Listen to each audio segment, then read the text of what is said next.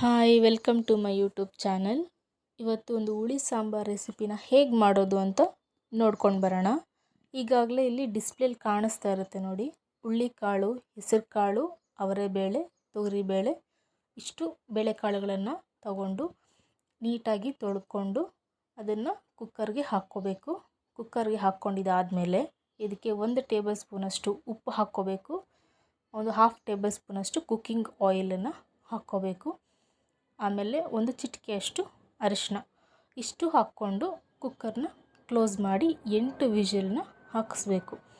Cooker 8 vigil ಹಾಕ್ಸೋದು ಯಾಕೆ ಅಂತಂದರೆ ಹುಳ್ಳಿಕಾಳು ಬೇಗ ಬೇಯೋದಿಲ್ಲ. ಬೇಗ ಬೇಯಲಿ ಅಂತ ಹೇಳಿ 8 ವಿಜಿಲ್ನ ಹಾಕಿಸ್ಕೊಳ್ಳೋಣ. ಆಮೇಲೆ ಇಲ್ಲಿ ಮಸಾಲೆಗೆ ಏನೇನು ಪದಾರ್ಥ ಬೇಕು ಅಂತ ನೋಡ್ಕೊಂಡು ಬರೋಣ. ತೆಂಗಿನಕಾಯಿ, ಕೊತ್ತಂಬರಿ ಸೊಪ್ಪು, ಈರುಳ್ಳಿ, ಟೊಮ್ಯಾಟೊ ಮತ್ತು ಒಂದು ಸ್ವಲ್ಪ ಹುಣಸೆಹಣ್ಣು. ಇದನ್ನು ಗ್ರೈಂಡ್ ಮಾಡ್ಕೊಂಡಿದ್ದಾದಮೇಲೆ ಇದಕ್ಕೆ 1.5 ಸ್ಪೂನಷ್ಟು ಸಾಂಬಾರು ಪುಡಿನ ಸೇರಿಸ್ಕೊಂಡು ಮತ್ತೆ ಗ್ರೈಂಡ್ ಮಾಡ್ಕೋಬೇಕು. ಗ್ರೈಂಡ್ ಮಾಡ್ಕೊಂಡಿದ್ದಾದಮೇಲೆ ಒಂದು ಸಾಂಬಾರು ಪಾತ್ರೆ ಇಟ್ಟು ಅದಕ್ಕೆ ಒಗ್ಗರಣೆ ಹಾಕಬೇಕು. ಒಗ್ಗರಣೆ ಹಾಕಿದ್ದಾದಮೇಲೆ ಅದು ಸ್ವಲ್ಪ ಈರುಳ್ಳಿ ಕಲರ್ ಚೇಂಜ್ ಆಗುತ್ತೆ. ಆಮೇಲೆ ಅದಕ್ಕೆ ನಾವು ರುಬ್ಬಿಟ್ಕೊಂಡಿರ್ತಕ್ಕಂಥ ಮಸಾಲೆನ ಸೇರಿಸ್ಕೋಬೇಕು.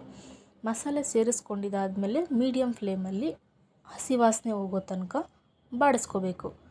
ಬಾಡಿಸ್ಕೊಂಡಿದ್ದಾದಮೇಲೆ ಇಲ್ಲಿ 8 ವಿಜಿಲ್ ಕುಕ್ಕರ್ ಕೂಗಿಸಿದ್ವಲ್ಲ ಕಾಳುಗಳು, ಅದು ಕಾಳು ಬೆಂದಿದೆ. ಈಗ ಅದನ್ನು ಕೂಡ ಇದರಲ್ಲಿ ಸೇರಿಸ್ಕೊಳ್ಳೋಣ. ಸೇರಿಸ್ಕೊಂಡಿದ್ದಾದಮೇಲೆ ಇದಕ್ಕೆ ನಾವು ಆಲೂಗಡ್ಡೆ, ಬದನೆಕಾಯಿ ತರಕಾರಿ ಕೂಡ ಹಾಕ್ಕೊಳ್ಳೋಣ. ಹಾಕ್ಕೊಂಡು 5 ನಿಮಿಷ ಇದನ್ನು 5ರಿಂದ 10 ನಿಮಿಷ ಬೇಯೋಕ್ಕೆ ಬಿಡಬೇಕು. ಯಾಕೆ ಅಂದರೆ ಆಲೂಗಡ್ಡೆ, ಬದನೆಕಾಯಿ ಕೂಡ ಬೇಯಬೇಕು, ತರಕಾರಿ ಹಾಗೆ ಕಾಳುಗಳಿಗೆ ಮಸಾಲೆ ಕೂಡ ಉಪ್ಪು ಖಾರ ಎಲ್ಲ ಹಿಡಿಬೇಕು ಅಲ್ವಾ. ಅದಕ್ಕೋಸ್ಕರ 10 ನಿಮಿಷ ಬೇಯಿಸ್ಕೊಂಡಿದ್ದಾದಮೇಲೆ ಕೊತ್ತಂಬರಿ ಸೊಪ್ಪು ಹಾಕ್ಕೊಂಡು ಫೈನಲಾಗಿ ಇದು ಸಾಂಬಾರು ರೆಡಿ ಆಗುತ್ತೆ. ಇದು ಮುದ್ದೆಗೆ, ರಾಗಿ ಮುದ್ದೆಗೆ ತುಂಬ ಚೆನ್ನಾಗಿರುತ್ತೆ. ಹೆಲ್ತ್ ಕೂಡ ತುಂಬ ಒಳ್ಳೆಯದು.